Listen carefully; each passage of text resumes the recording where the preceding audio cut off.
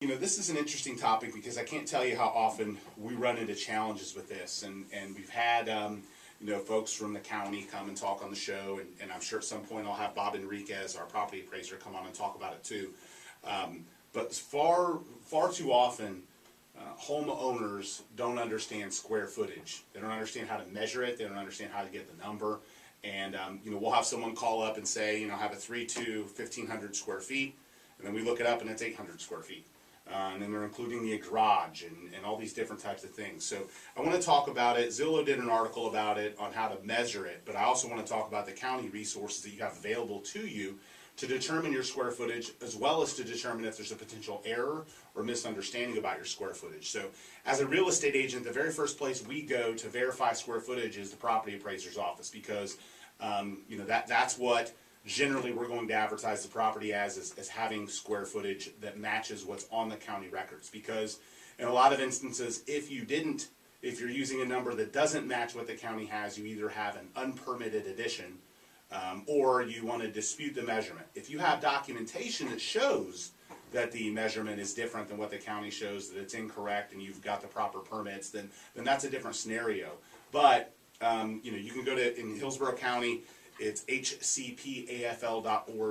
I believe it's Pinellas County is pcpao.org. Pasco, I don't remember, I think it's maybe Pasco, PA, but you can, you know, Google Pasco Property Appraiser. Same with Sarasota, Manatee. I believe Manatee is manateepao.org. But anyway, you can go to those websites and verify the square footage. Now, the square footage that a real estate agent's asking for, the one that's used most of the time in advertising, is the heated and air-conditioned square footage.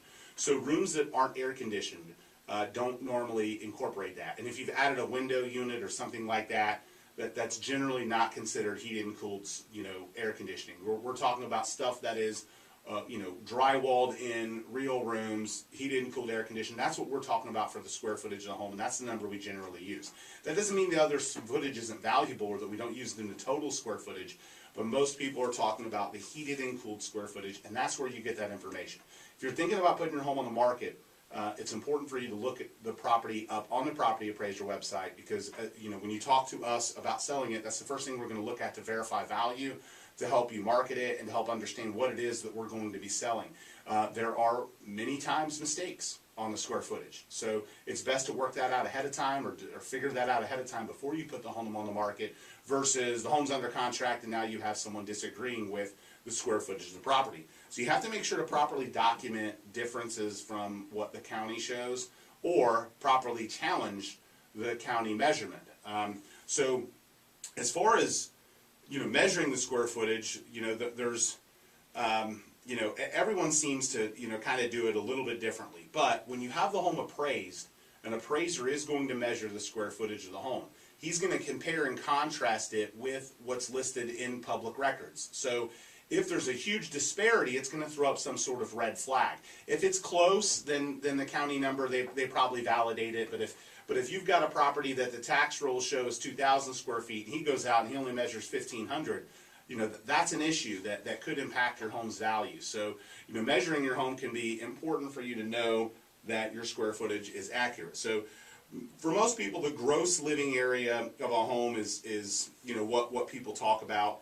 The easiest way to calculate it is kind of draw out a floor plan with a simple sketch, and then break the home into measurable rectangles. Don't include unfinished areas like patios, porches, and exterior staircases, and then calculate the area of each rectangle by multiplying its width times length, and then the sum of all these is the square footage of the home. What to take in and take out of square footage if you're measuring it. So obviously, we don't really have basements here, so I'm not going to go into that, but there's a lot of conversation about the basement in the article. Finished attic space, you know, again, not likely. You know, the garage, you know, you know, porches, those types of rooms, overhangs. But because square footage is so vital, it's really important to pay close attention to it. So, you know, a lot of times we run into people who figure out or tell us, well, when I bought it, they told me it was 2,000 square feet. Come to find out it's 1,600, and the 400 square foot is, you know, not, you know, proper square footage or not permitted. And so it's really, really important for you as a home seller or a home buyer, you know, to verify that. So definitely use the county as a resource. I think, again, far too often people don't really understand square footage, or they'll quote the total square footage number. And don't get me wrong, the total square footage number, which is everything under roof, including porches and garage, is a number that's used in the marketing of the home. There is data on MLS. There is a way to search for that. However, most of the time, people, when they're asking the square footage of the home, they want to know the livable, air-conditioned, the air-conditioned square footage, not necessarily the total. And throwing an air conditioning unit, a window unit in your garage doesn't make your home doesn't make that all air-conditioned space now. We see that happen, unfortunately, sometimes too. So that's definitely not the case. So